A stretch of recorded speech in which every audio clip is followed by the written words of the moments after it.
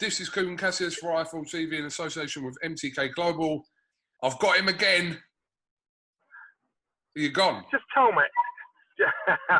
Just tell me. You know what? I didn't realise you smoke. You smoke a lot. You're hanging outside your house smoking a cigarette. What is wrong with you? You're bedding down, man.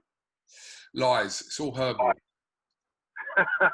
All right, no problem. Yeah, All right. Johnny, yeah, huge news obviously breaking from boxing today that Eddie Hearn has revealed that, and also Tyson Fury have revealed that financial terms for a two-fight deal with Anthony Joshua to take place in 2021 have now been agreed by both parties, which is a definite step in the right direction to getting this fight happen. You know what, Cool? Boxing's changed. It's changed massively. And what it's changed for the good, especially if you're a fighter. I'm so sick of hearing the stories of fighters ending skin punch drunk and with nothing. I'm so sick of the fans not getting the fights they want. And things, people are now working together, TV companies, promoters, they're working together. And to me, that's what I support. That's what I'm into. That's what I'm an ex-fighter. I know, and I've seen so many sad stories in our sport. But now the fighters are making as much or making around the same as promoters and everybody else at the other outside of the ring, and they're the ones putting the lives on the line.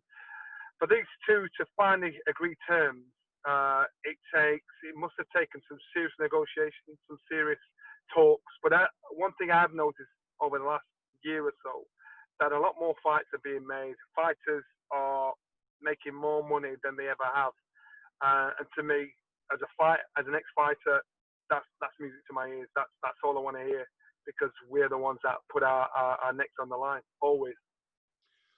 Tyson Fury released a video today on his social media outlining Daniel Kinahan as the man that's got the deal over the line. He thanks Daniel Kinahan several times in this video, and it seems to be he's been very, very instrumental in even getting this fight this far. You know what?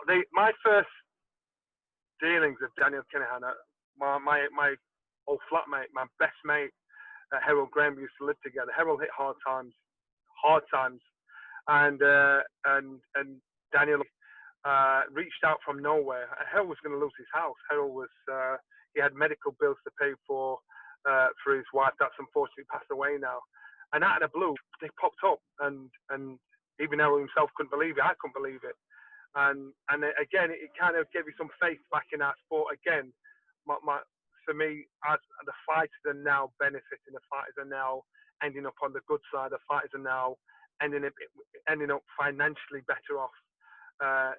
Daniel, you see him involved with Frank Warren, Eddie Hearn, Bob Arum. So all of the top promoters that all have different networks that they're working with, he's managed to get these lot to work together. That can only be good. That can only be good for our sport. So I don't know how what he's doing. I don't know how he's talking these boys into it, and they all seem happy to be doing it too. So again, if you're a boxing fan, if you're a fighter, you can only think, yeah, about time the fighters are now on the winning side. The fighters are, and fights are getting made. Because if I'm honest, I didn't think Tyson Fury, Anthony Joshua, I thought it was a good way off, you know, because I thought your problems are going to be people having to work with each other that struggle to. And Daniel's managed to make sure everybody works smoothly together. He's also in association with Sports Network, Frank Warren set up Queensbury, and Bob Arum. It's global, and to me, I think it's only a good thing for the fighters, and that's what's important to me. The fighters are now benefiting, and I tell you, I could go into stories about fighters that put on amazing performances have ended up with nothing. Fighters that were a lot more talented than me have ended up with nothing. It's so sad in our sport. It's such a cliche, but now I just see it changing. And we've seen it. You've seen it, where fighters are now on the winning side. To me, you know, if that's down to Daniel making people sit down and talk to each other, good on him. If that's down to people now using common sense Good on him. But as long as the fighters are coming out on top, that's what's important. So, I mean, Johnny, we know that obviously issues like venue and dates, etc., are still to be finalised. But as Eddie Hearn pointed out earlier on, the most difficult negotiation within any fight is the financial points to it. So if that is to some degree taken care of, there's no reason why really, if Joshua beats Pulev, Wilder beats Fury in the third fight, why this fight won't happen. Of course, and just remember, it's people sitting down and eventually talking. That's all it needed. Because I never doubted Anthony Joshua didn't want to do it. I never doubted Tyson Fury didn't want to do it. Now my understanding is Daniel left part company with MTK about 2017. Now he's in an advisory role to fighters and clearly to the promoters as well. He's getting people to sit down and speak to each other, get them to converse. This is historically in our sport been a nightmare to them. They just wouldn't do it. So to me, this is a massive, massive, massive coup for him to get everybody to do this. So you've got to applaud him for that, because he's made people talk to each other, work together, and fighters benefit, and the fans benefiting by saying, "Come on, let's sit down, let's get this done." You know, I'm giving you my advice. I'm telling you guys how to do it. Let's talk. And now the results are, this news is great news today, and I'm surprised. And that's my honest truth. I'm surprised that it's managed to be turned around so quick. Bob Harron probably kind of hinted it and said this can be done in a day, but you don't know who's behind the scenes in regards to who can do what and who can push the things to done. It looks like it's Daniel, and he's managed to get everybody to do that. I mean, if you're Kubrat Pulev and you're Wilder and you're kind of seeing all this, I mean, what are you thinking if you're one of them? You're obviously thinking, excuse my language, fuck this, I'm going to throw a spanner in these works. Of course you are. Of course you are, because this is all the stars have got to align. Joshua's got to win his next fight. Fury's got to win his next fight. This is what's got to happen. So these guys are thinking, I want to jump on this train because I see what's happening here. So I've got a good way of wrecking this party. So it's not a done deal. Now the paperwork's done. Now it's about show and no longer the business. The business side has been dealt with, whereas usually the business side is the thing that holds things up. So the business side has been dealt with. Now it's about show. Joshua's got to win his. Fury's got to win his. And that's where, the opponents now are thinking, right, I have got a chance to get involved in a big, big mix-up. I've got a chance to put a fly in the ointment. So to me, I think it's going to be interesting times coming through for boxers and boxing on a whole.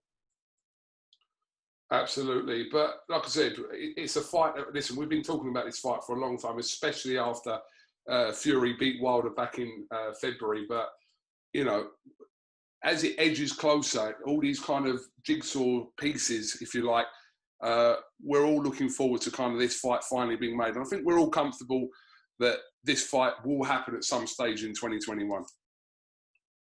Well, you know what? When you hear it from the horse's mouth, and when the fighters and the promoters are actually saying it's done, it's done. And as far as we're concerned, it's done. They've just got to get through the next scheduled fight.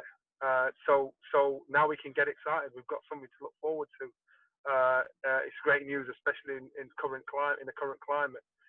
It's giving fight fans something to think. Yes, now we're getting it on. Remember, we waited years for Pacquiao and Mayweather to get it on.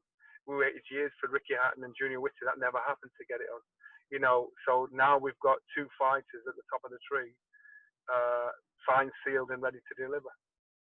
Johnny, just finally, I know you obviously want to get home and that and all that, but just finally on this, Johnny, I mean, before you kind of completely make up your mind about, who you side with this, are you going to learn anything different in the fights with Pulev and Wilder to maybe sway your decision about who you think concrete wins this?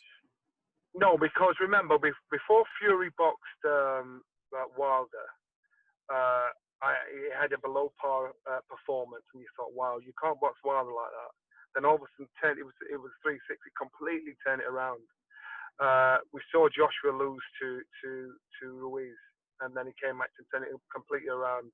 So these fights, the danger is fighters looking past this because there's a massive golden goose. So fighters are looking past this, and it'd be very hard to stay professional and stay focused and concentrate on the fight with your next fight in hand rather than look ahead and look past that.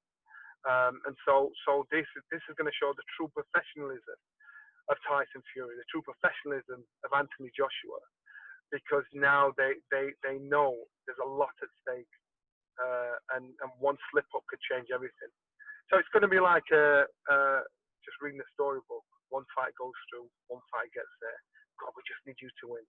Next fight going through, and that's why it's exciting, it's intriguing, but we know it's been signed, sealed. So now nobody can say anybody's ducking anybody because everybody's agreed terms. They've just got to get through the next fight. Johnny Nelson, as always, thank you very much. Love, we can just do an update over the phone whenever. Appreciate it, and keep yourself safe, and hopefully we'll speak very soon, my friend. Nice one, brother. Keep it real, Johnny. Keep it real. Keep it real. Keep it real.